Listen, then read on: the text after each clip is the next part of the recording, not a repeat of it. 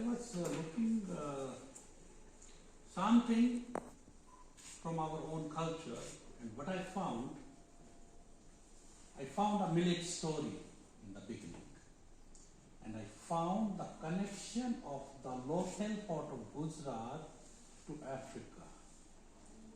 So it means there was connection from India to South Africa at that time. I'm talking about the Indus Valley civilization, and you can get the details from the Rani Helen book. All the details are there, and you find that yes, we had connectivity right from beginning. From that period, coming to the present context, India has proposed millet as an alternative to the food security in the United Nations, and South Africa seconded it, and that proposal is passed. Now this year we are celebrating International Year of Millet.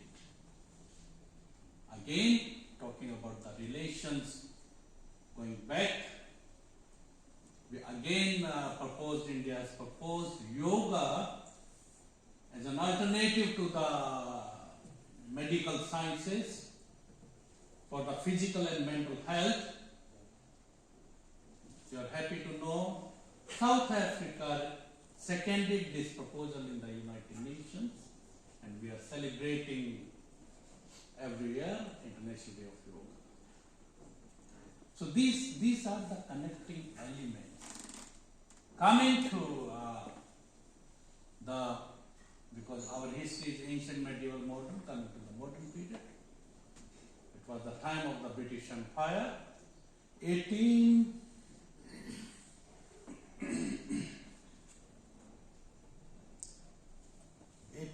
exactly, it was there around 1860.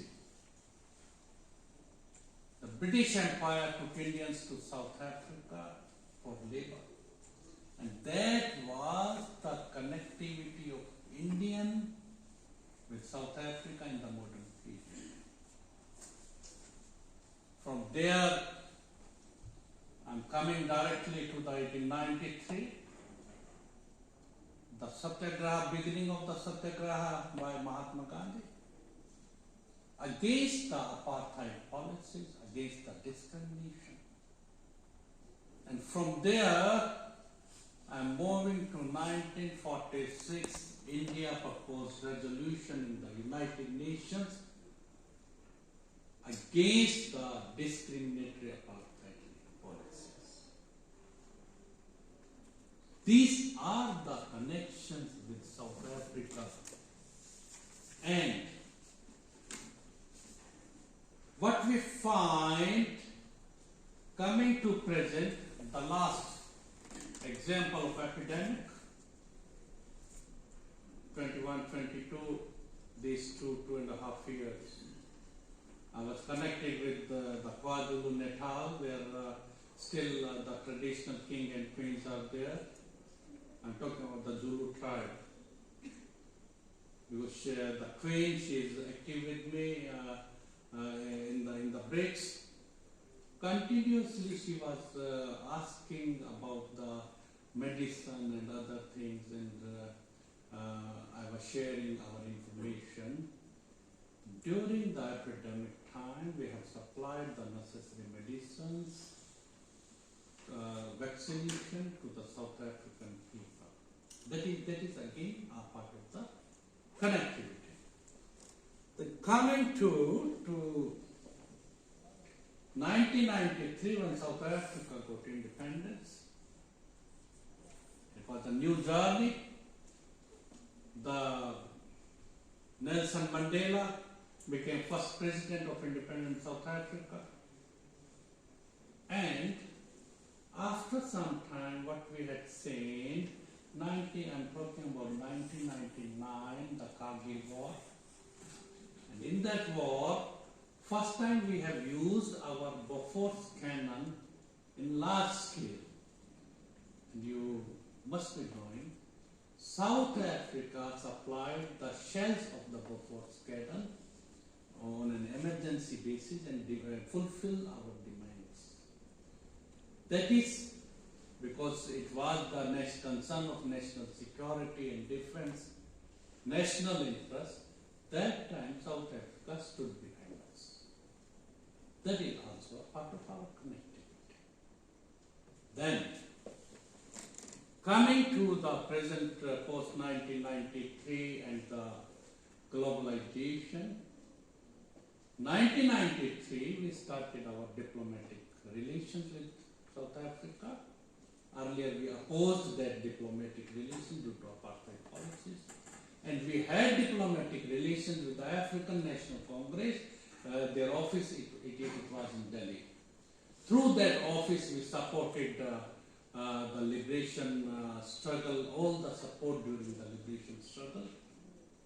I had completed my international project sponsored by Southern Africa Development Community, and even all kind of, whether it is medicine or army support or armament support, we supported South African liberation struggle.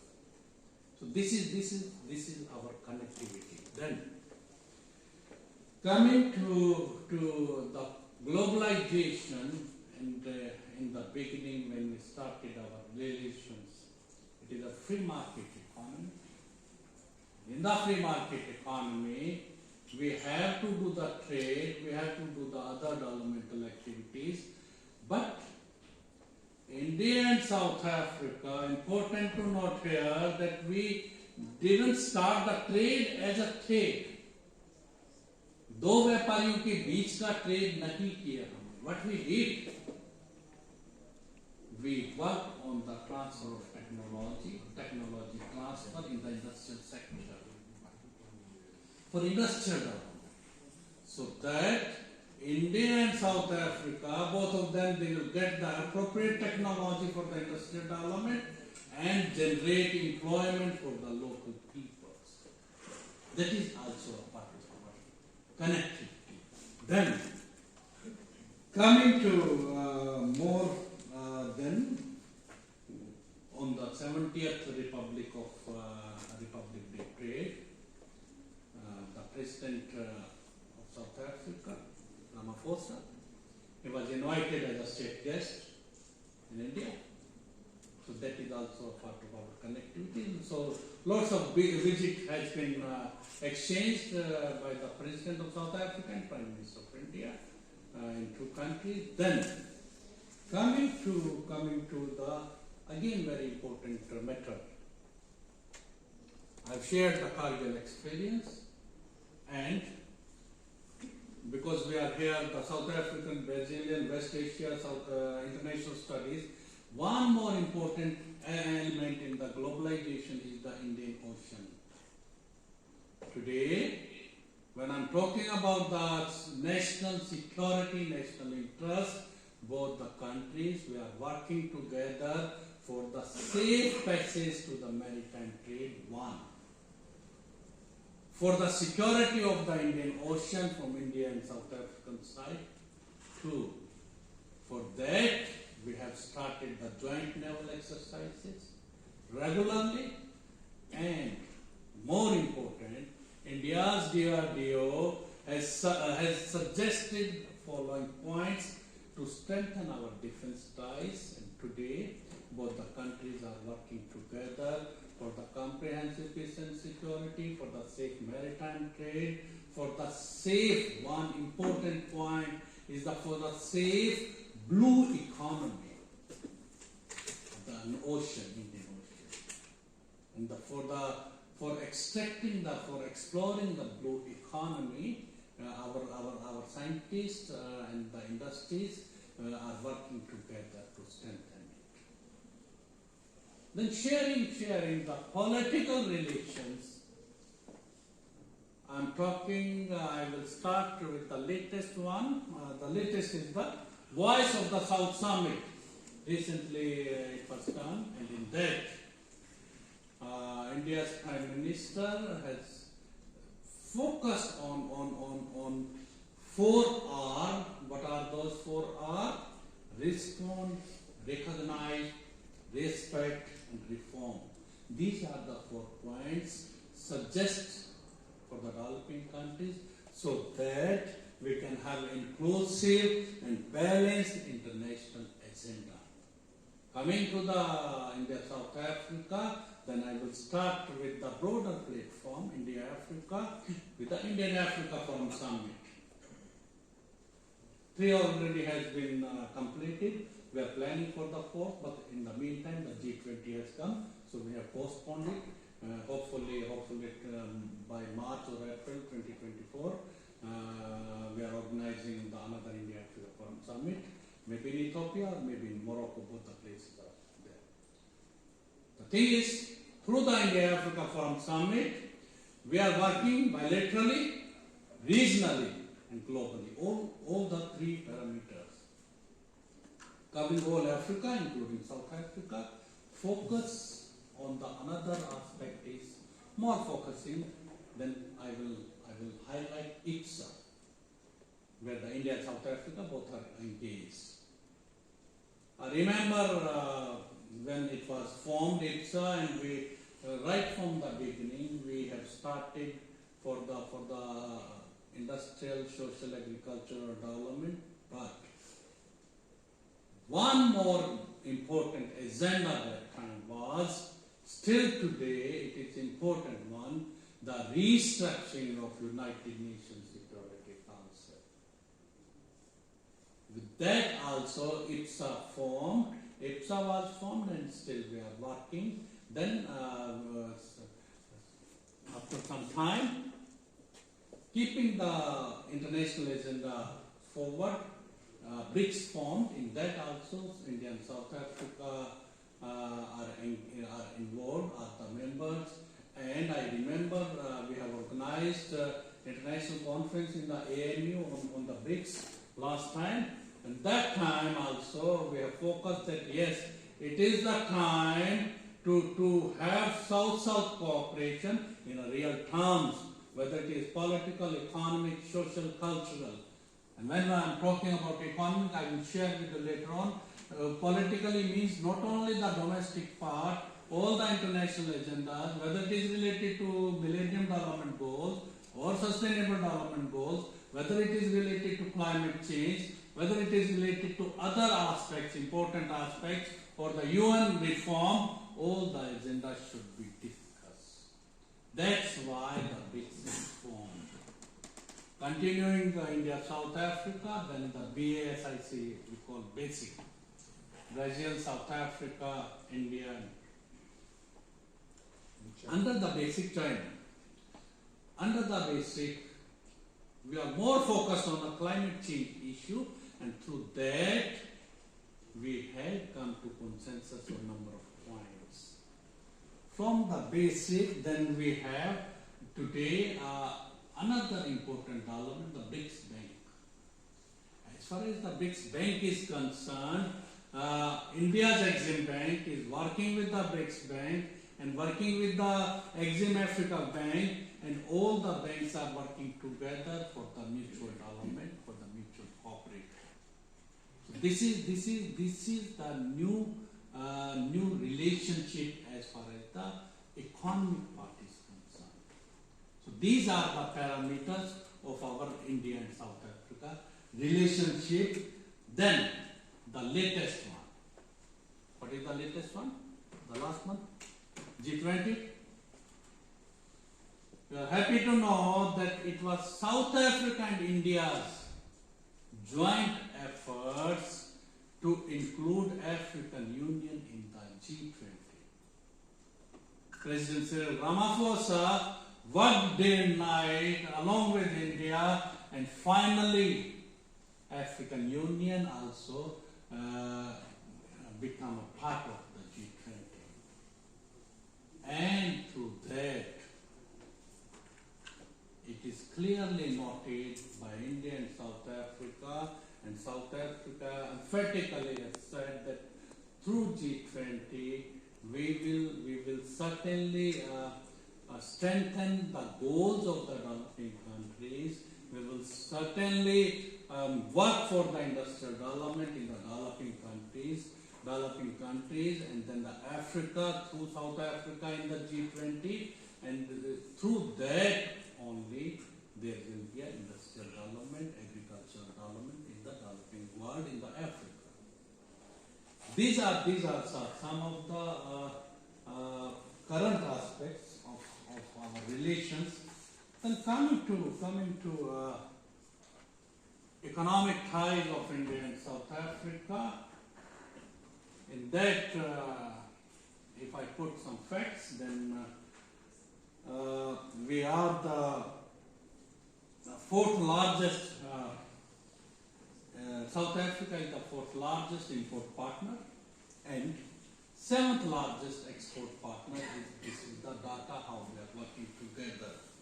And in that, major Indian investors are the Tata, Mahindra, Ranbaxy, Cipla, and number of companies, smaller companies.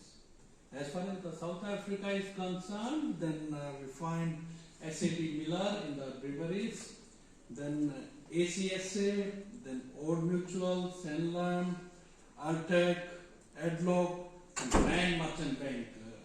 When you visit Delhi, you find a Rand Merchant Bank. It is a South African bank. So these are the connections by which we can get the economic development.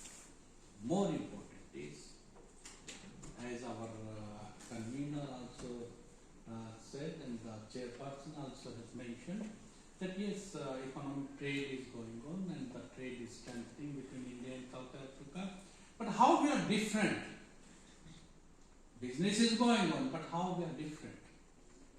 When I'm talking about India, South Africa, then when I'm talking about the industrial development, the important part of industrial development is the corporate social responsibility, CSR.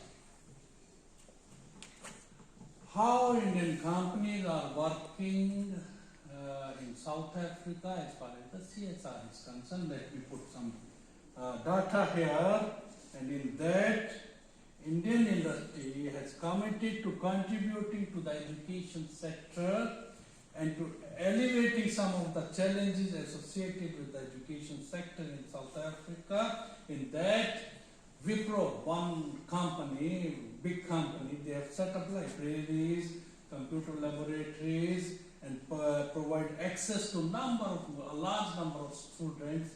So this is one. Then the Tata Consultancy Services, TCS, a big, broader platform. They are also working with different areas, with the women empowerment, child education, college education.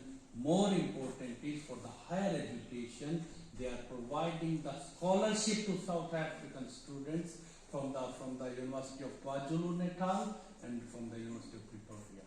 This is a part of the CSR as far as the Indian industry is concerned. Then, coming to the HCL, coming to the other companies, we all are doing concretely with the CSR done. CSR is also working particularly with the women empowerment and the rural community development. Here I like to mention that the Tata Africa, they have started the innovative training programs for the women to make them the skilled technocrat.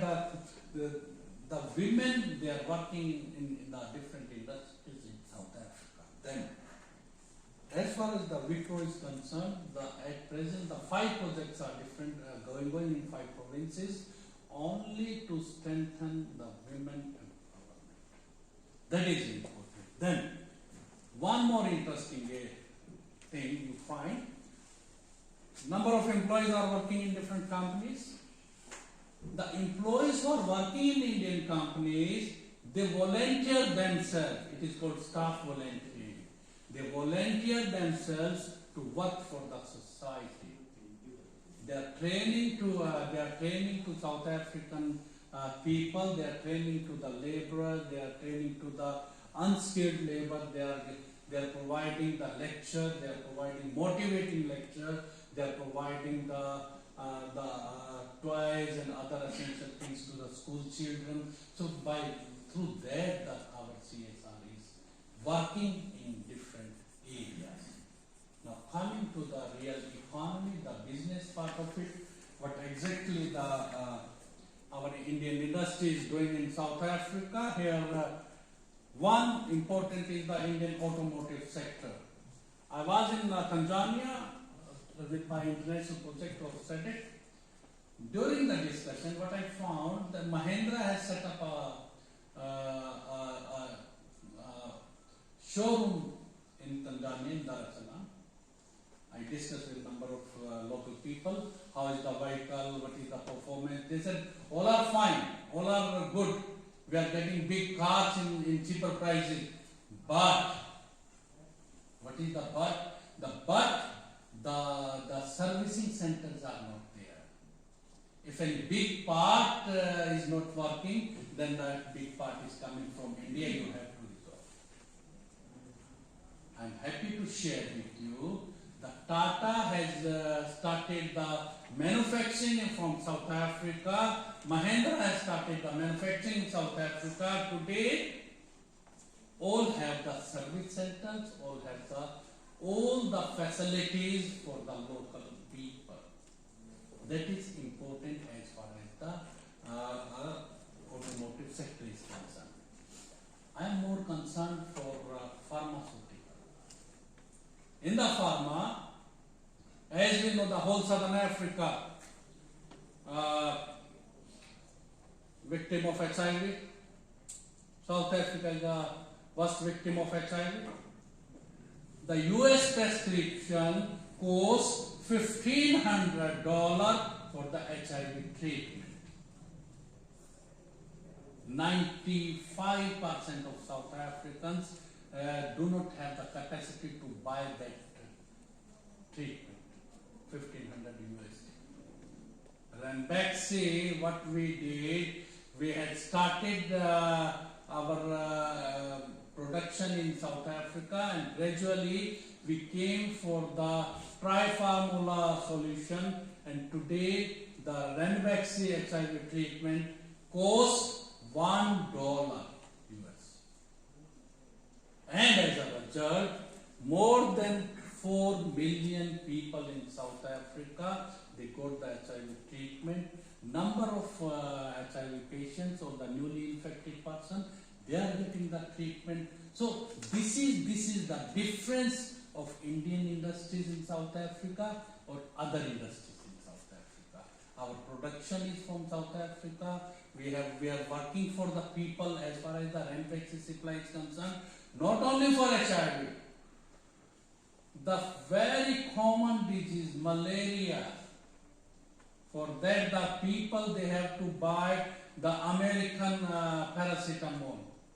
But now these companies' drugs are available not only in South Africa, the whole Southern Africa. People are benefiting. These are the indirect benefits. What are the direct benefits? People are getting the employment. Local people are getting the employment. How? All the companies, whether it is Tata, Mahindra, Ranbaxy, Cipla, they are sending South Africans here for 6 months training. They are getting the training here in the industries and going back, and they are getting the employment. This is the training part which we are providing, Indian companies are providing. That shows the difference of our companies working in South Africa and the other companies working in South Africa. Then coming to the next important is the ICT sector. I have already mentioned, and keeping the time also in mind, whether it is Wipro, whether it is HCL, whether it is other companies, as far as the ICT is concerned, we are working right from the school child to the technical portion. Providing them the open access, providing them the fiber network, so that they will connect directly to the global world. Then, another important, the chairperson has mentioned, the mining sector.